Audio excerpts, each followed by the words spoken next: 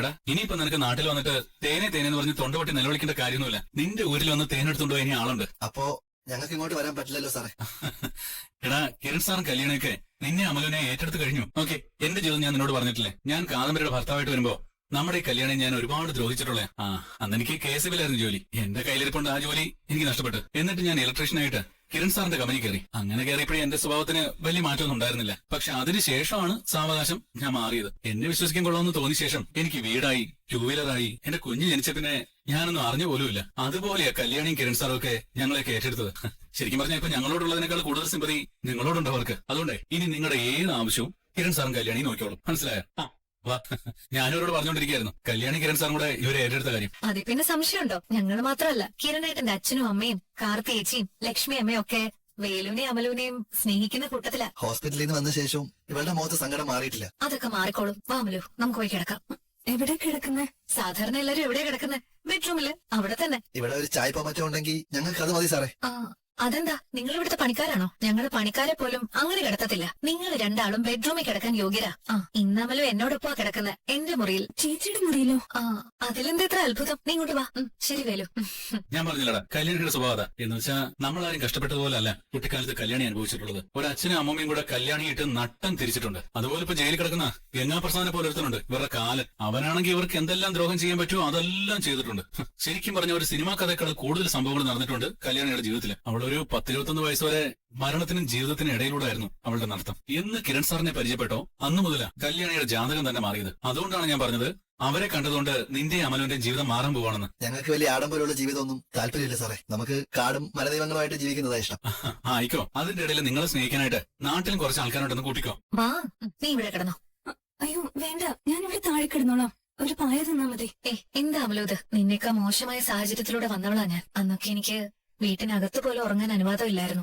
ഞാൻ പലപ്പോഴും തൊഴുത്തിലാ വീട്ടിലുള്ളപ്പോ കിടന്നിരുന്നേ. നിന്നെ വഞ്ചിച്ചവൻ എന്റെ അമ്മയെ കൊന്ന കഥ ഞാൻ പറഞ്ഞല്ലോ. ആ അമ്മ എന്റെ ഗതികേട് ഓർത്ത് ഒരുപാട് കരഞ്ഞിട്ടുണ്ട്. ശരിക്കും പറഞ്ഞ നിന്നേക്കാ കഷ്ടമായിരുന്നു കുട്ടിക്കാലത്തെ എന്റെ അവസ്ഥ. അതുകൊണ്ട് ഇന്ന് നമുക്ക് ഒന്നിച്ച് കിടന്നാ മതി. എല്ലാവരും ഒരുത്തം കാരണം എന്തെല്ലാം വേദന സഹിക്കുന്നേ അല്ലേ ചേച്ചി? നിന്റെ അച്ഛനെയും എന്റെ അമ്മയും കൊന്നവനവൻ. നിന്റെ വയറ്റിൽ കിടന്ന കുഞ്ഞിനെയും കൊല്ലാൻ കാരണം അവന്റെ കുഞ്ഞായതുകൊണ്ടാണല്ലോ ആ കുഞ്ഞിനെ കളയേണ്ടി വന്നത്. അങ്ങനെ നമ്മൾ പെൺകുട്ടികളുടെ ഒരുപാട് ശാപം പിടിച്ചു പറ്റിയ അവൻ ജീവിക്കുന്നത്. അങ്ങനെയുള്ളവനൊന്നും ഒറ്റയടിക്ക് മരിക്കാൻ പാടില്ല. ചെയ്ത തെറ്റുകൾ ഓർത്തോർത്ത് ജീവിതം നരകിച്ച് തീരണം ഇവന്റെയൊക്കെ. മരിച്ചു പോയാലും ഇവനൊന്നും ഗതി കിട്ടില്ല ചേച്ചി. ഞങ്ങള് കാട് ഉപേക്ഷിച്ച് നാട്ടിലേക്ക് വരാത്തത് ഇതൊക്കെ കൊണ്ടാ. നാടിനെ ശരിക്കും പറഞ്ഞാ ഞങ്ങൾക്ക് പേടിയാ. ഇവിടെ ഉള്ളവരിൽ പകുതി മുക്കാലും വിശ്വസിക്കാൻ കൊള്ളാത്തവരാ. എല്ലായിടത്തും ഉണ്ടാമല്ലോ ഇതുപോലുള്ള ആൾക്കാര്. പിന്നെ നിങ്ങളുടെ ഊരിൽ അതൊക്കെ കുറവാണെന്നേ ഉള്ളൂ. വിദ്യാഭ്യാസവും വിവരവും കൂടുന്നതിനനുസരിച്ച് മനുഷ്യന്റെ ചിന്താഗതിയിൽ മാറ്റങ്ങൾ ഉണ്ടാവുന്നില്ല. ആൾക്കാര് കൂടുതൽ താഴേക്ക് പോവാ ചെയ്യുന്നത്. ഇവിടെ നടക്കുന്ന ഓരോരോ പ്രശ്നങ്ങളും നമ്മൾ നിത്യേന കേൾക്കുന്നില്ലേ? സത്യം പറഞ്ഞാൽ അതൊക്കെ എന്തിനാണെന്ന് പോലും പലപ്പോഴും തോന്നിയിട്ടുണ്ട്. വെറുതെ ആൾക്കാർ ഓരോന്നിന്റെയും പേരിൽ പോരടിച്ചോണ്ടിരിക്കുക. കാർത്തികേച്ചിയുടെ അമ്മയൊക്കെ എത്ര പാവങ്ങളാ. അവരെയൊക്കെ അവൻ ശത്രുവായിട്ട് കാണേണ്ട ഒരു കാര്യവുമില്ല. അതല്ലേ ഞാൻ പറഞ്ഞു വന്നത്. അവൻ മര്യാദക്കാരനായിരുന്നെങ്കിൽ അവൻ ആവശ്യപ്പെട്ട സ്വത്തുക്കളെല്ലാം അവന് കൊടുത്തേനെ. അവർക്ക് ജീവിക്കാനുള്ളത് മാത്രം മതി. അല്ലെങ്കിൽ തന്നെ എന്റെ ചേച്ചി എന്റെ അരികിലേക്ക് വന്നു കഴിഞ്ഞു. അവനെല്ലാം വിട്ടുകൊടുത്താലും ചേച്ചിക്കും അമ്മയ്ക്കും ഞങ്ങൾക്കൊപ്പം കൂടാവുന്നതേ ഉള്ളൂ. പക്ഷെ അവന് പകയും പ്രതികാരമാ. അവൻ ജയിലിൽ കിടക്കാൻ കാരണം കാർത്തിയേച്ചി ലക്ഷ്മിയമ്മയൊക്കെ ആണെന്ന് അവൻ പറഞ്ഞുകൊണ്ട് നടക്കുന്നത്. അതുകൊണ്ട് ഒരിക്കലും അവനോട് നല്ല കാര്യങ്ങൾ സംസാരിക്കാൻ കഴിയില്ല. പിന്നെ നീ ഒരു കാര്യം ഓർത്തോണം, നിന്റെ വേലു എന്ന് പറയുന്നതേ നിന്നെ ആത്മാർത്ഥമായിട്ട് സ്നേഹിക്കുന്ന പയ്യനാ. അവനെ ദേവനെ പോലെ നീ കരുതണം, ആരാധിക്കണം.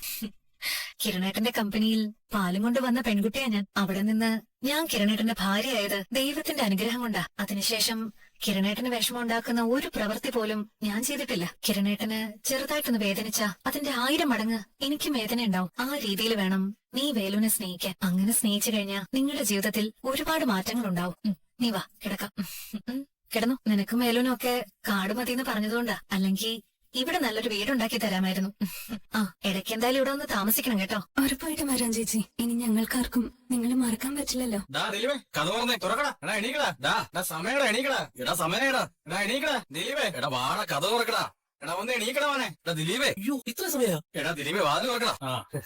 ഇത് വല്ലാത്തൊരു ഉറക്കമായി പോയല്ലോടാ. ഞങ്ങളാണ് ലഹരിയിൽ മുങ്ങിപ്പോയത്. നീ അല്പം പോലും കഴിച്ചിട്ടില്ലല്ലോ. എന്തിന് ഞങ്ങൾ റെഡിയായിട്ട് വന്നിട്ടും അവ എണീറ്റില്ല. 2-2:30 മണി അയിലേ കിടന്നപ്പോ പിന്നെ ഉറക്കം പിടിച്ച് വന്നത് 3-3:30 എന്ന് വെച്ചാ 2 മണിക്കൂർ പോലും കല്യാണമായിട്ട് ഉറങ്ങിയിട്ടില്ല. അതിനെന്താ ഇനിയും കിടന്ന് ഉറങ്ങാലോ. അതെ അതെ.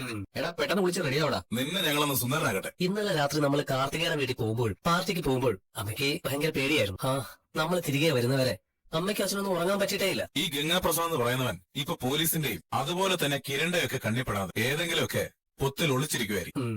അങ്ങനെ നിസ്സാരമായിട്ട് തള്ളാൻ പറ്റില്ല. കാർത്തികയുടെ കല്യാണം എന്ന് പറയുന്നത് അവനെ സംബന്ധിച്ചിടത്തോളം ആത്മഹത്യ ചെയ്യുന്നതിന് തുല്യമാണ്. അത് മുടക്കാൻ അവൻ അവസാന നിമിഷം വരെ ശ്രമിക്കും. അതിനിടയില് പോലീസ് പിടിയിലായാൽ ഒന്നും നടക്കില്ലെന്ന് അവൻ അറിയുകയും ചെയ്യാം. അവന്റെ കൂട്ടുകക്ഷികളൊക്കെ പുറത്തില്ലേ? ഉണ്ട്.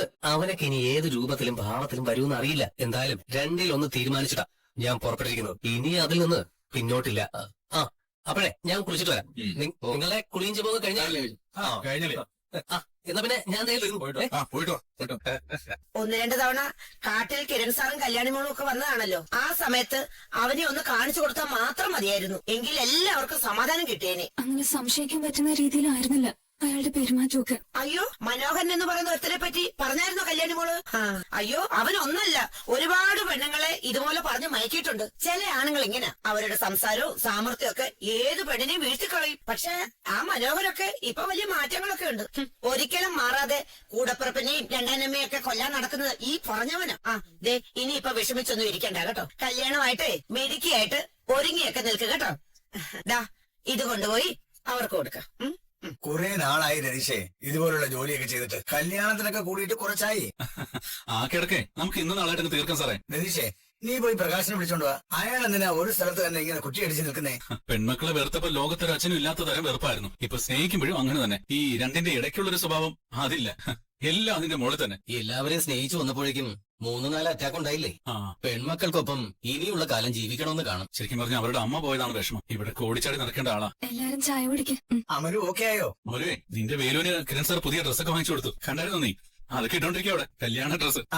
അത് അമലുവിന് വാങ്ങിയല്ലോ ഒരു ജോഡി ഡ്രസ്. എന്നിട്ട് അമല് വിട്ടില്ലേ? ഇല്ല. അമലു നീ അച്ഛന്റെ കാര്യമൊക്കെ മറന്ന് ഒന്ന് ഉഷാറാവ്. കാടിനകത്തോട്ട് ചെന്ന് നോക്കണം. കിലുക്കാൻ പറ്റി പോലെ ഇവിടെ ഓടി നടക്കുന്നത്. ഇപ്പൊ കുഴപ്പമൊന്നുമില്ലല്ലോ അമലു. വയറിന്റെ കിഴക്കെ മാറിയില്ലേ?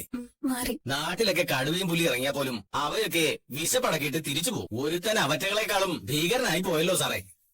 എന്ത് ചെയ്യാനാ, അവന്റെ ജാതകം അങ്ങനെ ആയിപ്പോയി. അതല്ല എത്രയും പെട്ടെന്ന് ആ ജാതകം തീർന്നോളും. ഇന്നലെ രാത്രി ദിലീപേട്ടൻ വന്നപ്പോ ഒരിക്കൽ പോലെയൊക്കെ മതി, കൂടുതലൊന്നും വേണ്ട. എനിക്ക് തൃപ്തി കിട്ടുന്നത് വരെ ഒരുക്കും. അതെ അതെ, ഞങ്ങള് രണ്ടാളും ചേച്ചിയുടെ അനിയത്തിമാരാ. ഞങ്ങളുടെ രണ്ടാളുടെയും കല്യാണം കഴിഞ്ഞു. സത്യത്തിൽ മൂത്ത ചേച്ചിയുടെ കല്യാണത്തിന് കല്യാണം കഴിഞ്ഞ അനിയത്തിമാർക്ക് ഒരുക്കാൻ പറ്റുന്നതേ ഒരു ഭാഗ്യമാണ്, അല്ലേ? അത് അപൂർവമായിട്ടേ സംഭവിക്കാറുള്ളൂ. കല്യാണമൊന്നും വേണ്ടാന്ന് കരുതി നിന്നതാ. അതുകൊണ്ട് ഇപ്പൊ വേണ്ടാന്ന് തോന്നുന്നുണ്ടോ? ദിലീപേട്ടനുമായിട്ട് പരിചയപ്പെട്ട ശേഷം എങ്ങനെയെങ്കിലും ഈ കല്യാണം നടക്കണേന്നായിരുന്നു ചേച്ചിയുടെ ആഗ്രഹം. ഒന്ന് പോടി, അങ്ങനെയൊന്നുമില്ല. എന്നെ കല്യാണം കഴിക്കുന്നതുകൊണ്ട് ദിലീപേട്ടൻ എന്തെങ്കിലും ആപത്ത് സംഭവിക്കുമെന്ന് ഭയന്നിട്ട് ഈ കല്യാണം നടന്നില്ലെങ്കിലും കുഴപ്പമില്ലെന്നാ ഞാൻ പറഞ്ഞിട്ടുള്ളത്. അത് അങ്ങനെ ഒരു ഭയം ഉള്ളിൽ കിടക്കുന്നുണ്ടല്ലേ? അല്ലാതെ ദിലീപേട്ടനെ കാർത്തിയേച്ചിക്ക് വലിയ ഇഷ്ടമല്ലേ? അത് അത്രയും നല്ലൊരു ചെറുപ്പക്കാരനെ ആരാ വെറുക്കുന്നത്? എന്നെ വിവാഹം കഴിക്കുന്നതുകൊണ്ട് ദിലീപേട്ടന് പ്രത്യേകിച്ച് ഗുണമൊന്നുമില്ല. ആയുസിന് പോലും ഭീഷണിയോ. എന്നിട്ടും കൂടെ നിന്നില്ലേ? അങ്ങനെ ഒരാളെ പിന്നെ നിരാശപ്പെടുത്താൻ പറ്റുമോ? നല്ല നല്ല ബന്ധങ്ങൾ നടക്കുന്നതിന് മുമ്പ് ഒരുപാട് കഷ്ടപ്പാടുകൾ നമുക്ക് ഉണ്ടാവും കാർത്തിയേച്ചി. എന്റെ ജീവിതം തന്നെ എടുത്തു നോക്ക്. ശബ്ദം പോലും ഇല്ലാതെ ഞാൻ എത്രമാത്രം നരകയാതന അനുഭവിച്ചത് അത് നേരിട്ട് കണ്ട ആളാണ് ദേ ഈ അടുത്ത് നിൽക്കുന്നത്. പെൺകുട്ടികളോട് അച്ഛന് വെറുപ്പായിരുന്നെങ്കിലും മൂത്ത കുട്ടി എന്ന പേരിൽ അച്ഛൻ അങ്ങനെ വെറുപ്പൊന്നും ഇല്ലായിരുന്നു. പക്ഷേ ഞാൻ തീച്ചൂളയിലൂടെയാണ് നടന്നത്. എന്നാൽ ദൈവം ആ സമയത്ത് എനിക്ക് നല്ലൊരാളെ കരുതി വെച്ചിട്ടുണ്ടായിരുന്നു. അതുകൊണ്ടാ അത്രയും കഷ്ടപ്പാട് സഹിക്കേണ്ടി വന്നത്.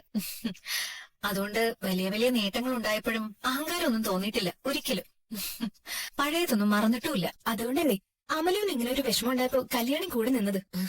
അവൾ ഇന്നലെ രാത്രിയിൽ എന്റെ ബെഡിൽ പോലും കിടക്കാൻ ബുദ്ധിമുട്ട് കാണിച്ചതാ. ഞാൻ പിന്നെ അവളെ ബലമായിട്ട് ബെഡിൽ കിടത്തുമായിരുന്നു. താഴെ പായ വിരിച്ച് കിടന്നോളാന്നൊക്കെ അവള് പറഞ്ഞത്. അങ്ങനെ പറയുമ്പോഴും അവള് കണ്ടിട്ടില്ലല്ലോ ഞാൻ തൊഴുത്തി കിടന്ന രംഗങ്ങൾ. അതൊക്കെ ഞാൻ അവളോട് പറഞ്ഞു. ഇപ്പൊ രണ്ടു തരം ആൾക്കാരാ ഈ ലോകത്തുള്ളത്. ഒന്ന് സ്വത്തിനെയും പണത്തിനെയും മാത്രം സ്നേഹിക്കുന്നവര്, മറ്റൊന്ന് മനുഷ്യനെ സ്നേഹിക്കുന്നവര്. ഈ മനുഷ്യനെ സ്നേഹിക്കുന്നവരുടെ കൂട്ടത്തിൽ നമ്മൾ പെട്ടുകഴിഞ്ഞാൽ നമ്മൾ രക്ഷപ്പെടും, അല്ലെങ്കിൽ എന്നും ദുരിതമായിരിക്കും ജീവിതം. പൂവൊന്നും കൂടുതൽ വെക്കേണ്ട കല്യാണി. ഇങ്ങോട്ടൊന്നും പറയണ്ട, എനിക്കറിയാം അതിന്റെ അളവൊക്കെ. കല്യാണ പയ്യൻ നിസ്സാരമായിട്ടായിരിക്കില്ല വരുന്നേ. കൂട്ടുകാരും കൂടെ ഉണ്ട്. അവരൊക്കെ മണവാളിനെ അടിയിച്ചൊരുക്കി കൊണ്ടുവരുമ്പോ അടുത്ത് നിൽക്കുന്ന ആള് വെട്ടിത്തിറങ്ങണ്ടേ? അതെ അതെ.